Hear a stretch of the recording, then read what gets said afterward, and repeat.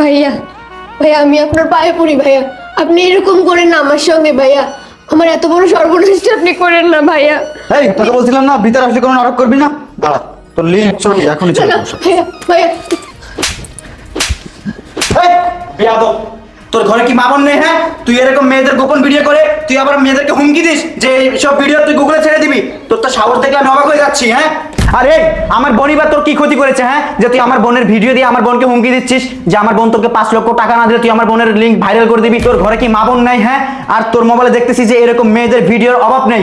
শুধু আমার বোন না, তুই এরকম হাজারো মেয়ের জীবন নষ্ট করতেছিস। তুই কি জানিস একটা জীবনের মূল্য কতটা? আজকে যদি তোর ঘরে তোর নিজের বোনের সাথে এরকমটা হতো, তুই ভাই হিসেবে কি ঠিক থাকতে পারতি বল? আরে এই, তোর শরীরে কি রক্ত নেই? তোর শরীরে কি মাংস নেই? হ্যাঁ, তুই কি একটা মানুষ না? তুই কিভাবে পারিস যেভাবে একটা মেয়ের জীবন নষ্ট করতে? আরে একটা মেয়ে কি জানিস, মেয়েরা হচ্ছে মায়ের জাত, মেয়েদেরকে কখনো অসম্মান করিস না। আর এই